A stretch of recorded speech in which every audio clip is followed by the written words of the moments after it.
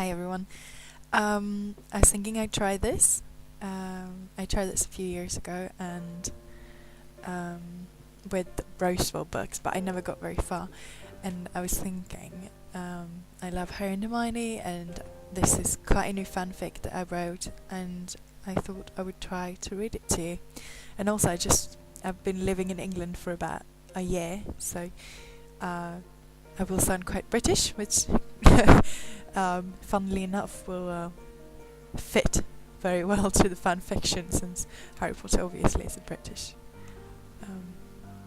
thing. So you can read this yourself if you would like to read it yourself instead of hearing me rambling on. You can read it at fanfiction.net, and the link will be in the description, and my name is Half Summer. So this is my Harry and Hermione fan fiction, and it's called Hearts Grow Old. I have died every day, waiting for you. Darling, don't be afraid. I have loved you for 1,000 years, and I'll love you for 1,000 more. He watched her put her hand on his best friend's shoulder, smile and wave a one last goodbye. When she turned around, she shook her head with a slight smile on her lips, letting it grow bigger as her face turned up towards him. Finally got rid of him. He stared at her eyelashes. Tiny bits of snow was melting on them. It was in her hair too, and her cheeks were flushed. Feeling some kind of déjà vu, he nodded, and she hooked her arms to his. Her next words suggested she'd somehow known what he was thinking, as usual. It's a strange thing, snow. I mean, I know all the signs of it, of course, but I still haven't found one single book that explains why it looks so tasty. The children's screams were heard from all the way on the other side of the house. He looked up, took a deep breath, and smiled at her. Well, Hermione, you found your man. She spotted his arm playfully, falling into old habits against her better judgment. I'm serious! She laughed, letting go of his arm and putting her hand on her hips. Harry, how can you possibly give me an answer that none of the scientists can? Harry winked, snow piling up on his glasses. Well, I got children, and children know better than any scientist, because they always speak the truth, no matter what. He felt pleased with himself. Hermione raised an eyebrow. Is that so? So, what had they told you? It's simply due to the fact that he looks like sugar icing, and is soft and cold as ice cream. You're not going to guess a better answer than that. Hermione laughed again, shaking her head. You know, Harry Potter, you might have saved the world from evil, but you didn't use any brains to do it, all right. True that, or muscle here. Rolling her eyes, she swatted his arm again. So, what are our plans for tonight? The children think it's just another day of the half term, but I think they'd appreciate something special. Well, Harry said, breathing in like he was bracing himself for a very hard task, I guess I'll make cupcakes with hearts on. If you and me end the night with some wine, I don't know if I can take the horror without something to look forward to. Hermione nodded as they rounded the house. Wine and the rest of those cupcakes, and a romantic film. Harry, now over 40, still hadn't let go of that boyish way of his. Oh, Hermione, why would you try to kill me? Hermione looked at him in disbelief. Harry, one film won't kill you. If you're supposed to watch a romantic film on any day of the year, it is today. Harry grumbled, but she knew not to take him seriously. They would stay here for the following few days. Harry had the children this week, and Ron had to work.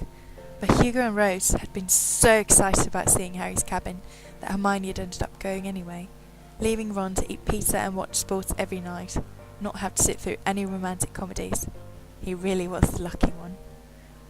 I hate Valentine's Day, Harry murmured, suddenly grabbing Hermione and pulling her tight to him. Hermione's heart skipped a beat for the first time in years.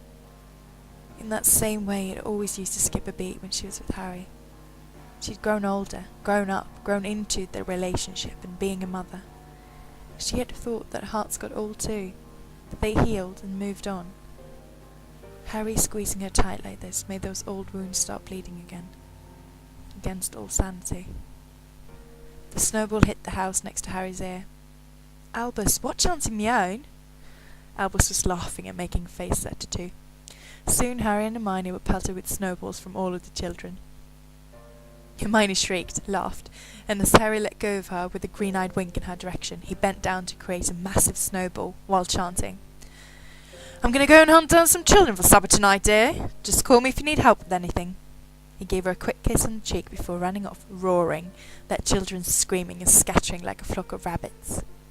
The kiss had been rough, since he probably hadn't shaved that morning. She'd grown used to it, of course, with all of the greetings through the years, but somehow she just stood there for a second too long, fighting the urge to touch her cheek. Rose woke her up from her daydream. "Mum! Mummy, save us!" She laughed, shaking her head. "Oh dear, you brought it on yourself." Then she went inside, grinning wicked at Rose through the glass window of the door, as her daughter laughed and flailed at the same time, trying to get in. Harry almost got hold of her, but she was a quick girl, and out of his reach in half a second, sticking at her tongue. Hermione turned towards the kitchen, finding herself relaxed. Alone. She touched her cheek, like she was brushing off some breadcrumbs. Then she shook her head. "Don't be silly." She took on the task ahead, realising she'd better leave all of the proper food to Harry. She was known for everyone for being a horrible cook, but there's one thing she did better than anyone else. "Macaronis and cheese? Yes, Auntie Mio, you're the best!" Hermione smiled, patted serious yet black hair affectionately as he went by her. "Thank you, dear." Then a Hawkeye saw Hugo trying to walk in with his wet boots on. "Don't you dare, mister! Put those boots where all of the others are." Harry grinned at her. "Oh, she did the Molly. Be careful, guys. You know how angry Grandma can get." "Harry, I'm hardly as harsh as Molly." Harry shrugged, dipping his fingers into the melted cheese, grinning as Hermione swatted him. "I know someone who's as bad as Molly when she—" "Wait until it's on your plate." "And seriously, Harry, that's not a very nice thing to say. Not to Molly, and definitely not—" "You mean Mum, right?" Albus asked, looking at his dad with meaningful eyes. "Wow, you're right. Auntie Ginny's sure always scary when she gets the knickers in the twist." Rose shrieked with laughter, and Lily almost blew milk through her nose. "Hugo!" Hermione scolded, trying not to laugh. "Language!" "What?" She shook her head, while Harry patted Hugo's shoulder, leaning in closer. "Hey, she knows you're right. She just doesn't want to admit it, because Jean is her best friend." They all laughed. "That's it. Hurry, Ames Potter. If you don't stop being child this instant, there will be no supper for you." That shut him up all right. Harry, still grinning of course, straightened up and started heating up some plates so that Hermione could put food on them. "Whew, finally some peace and quiet," Harry said as he fell down on the sofa, wine and 2 huge glasses in his hands. He sighed before handing a glass over to Hermione. "That cupcake business sure was a challenge," Hermione agreed, hiding a smile. Harry still had icing in his hair from the fight between Hugo and Albus. When Harry had filled up her glass, she leaned back too, the saucer with cupcakes on her lap. She sipped some, humming to herself. "Okay, are you ready for the holiday?" Harry rolled his eyes but didn't protest. "Cupcake?" She offered him the plate, and he grabbed one, taking a big bite. "Thanks." Okay," he declared, mouthful. "Worth the time." Some time passed, and Harry actually seemed to be watching the film when suddenly, "Simeon, this is what I don't get." He pointed at Kate Winslet crying on the screen. "What are you on about?" she asked, a bit cross with him for interrupting. "Look at her. She's gorgeous. How come only an arse can get her attention, seems to try and get her attention. And why does she want it from him?" Hermione was baffled. She turned away from the screen. Harry was genuinely concerned. "Shut it. She reminds me of myself in our Hogwarts days." She felt quite defensive about the character. It was one that she could relate to. "How can you relate to her? Sure, she spent a lot of time working, but you certainly were obsessing over Ron like that, were you?" Hermione blushed. "I would hardly call it obsessing. She's in love, and the one she loves doesn't seem to notice. They're just friends, and she can't do anything about it." "Okay, so she's broken-hearted. But what about Jack Black? She can't be bothered? I mean, not really, and he seems to be just as dense." "Sometimes you don't see it at once. This is not you. This is Jack," Hermione glared. "And sometimes you have to get over one thing to get to something else. Someone else." "Hermione, who did you fancy this much at Hogwarts? Don't tell me some teacher or something." He was looking at her, that curious glow in his eyes. She knew he wouldn't stop asking. Gosh, it was years ago. Another life. What does it matter? She stared at her fingers gripping the wine. She could tell on the surface that she was shaking. We're not 15 anymore. True, true. So, tell me, what difference would it make? Hermione got annoyed, emptied her glass and shook her head. Harry, don't be silly. Give me some more wine, please.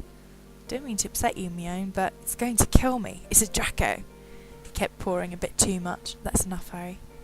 Why not asking? She looked away, shaking her head.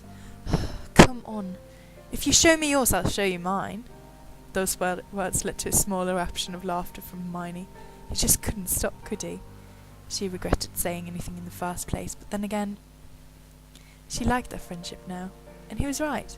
It wouldn't make a difference, despite what she felt today, against her better judgment. Well, go on, guess then. She could see his thrilled expression in the corner of her eye. She wasn't going to tell him anyway. Okay, let's see. Malfoy. Hermione laughed, giving him a dirty look. Harry, seriously, come on. Harry drank some, smiling. The wine gave Hermione an excuse to flash him a flirty look. You never know. Maybe you had a thing for bad boys. It wasn't a teacher, right? I mean, I know you like Lockhart, but come on. She shook her head, a dizziness taking over. How about Neville? Is that an okay guess? Hermione paused the film, turning towards him, tucking her feet under her. More wine. Okay, a thoughtful guess, but still wrong. Harry rubbed his chin. I'm guessing there's someone I don't know about. She nodded. Okay, I seriously don't know. Seamus? Lee? Did you and Luna ever get freaky? Hermione gaped and punched his arm. Harry! He held on to it like she'd really hurt him. Hey, it's very common, you know. Ginny did it. Hermione giggled. The wine's doing, obviously, closing her eyes. Oh, I did not want to know that. Oh, come on, Mione. It's hot. Besides, I could totally see you with... She rolled back and kicked him instead. Ow! All right, sorry. Harry drank some more. Okay, I guess I give up. Or you could give me clues. Hermione thought for a moment. Too much alcohol, much too fast. Well, everyone knew who he was. He had a tragic past, and he liked one of my best friends. Harry sighs. Oh, come on, that is totally Neville.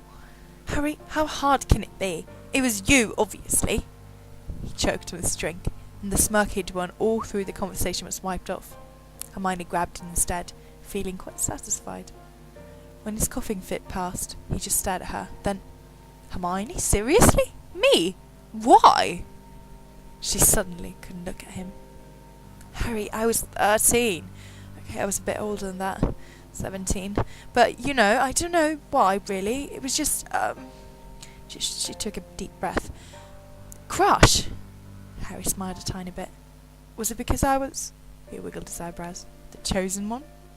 Hermione shook her head, feeling like the little girl with the not-so-tiny crush. No, Harry, it was because... She tucked some hair behind her ear, but it wouldn't stay there since it was still so thick it pretty much did whatever he wanted to. It was because you were sweet and had a big heart, and because you didn't look at the world like everyone else. Besides, you accepted me in a way. You changed me. You turned me into a more self-confident person. She looked up, and Harry was not smiling. He was staring intensely at her. Gosh, that sounded too cheesy. Let's pretend I never said anything. Hermione, that's just... Why didn't you ever tell me? Hermione drank some more wine to have an excuse not to talk. Well, when should I have said it?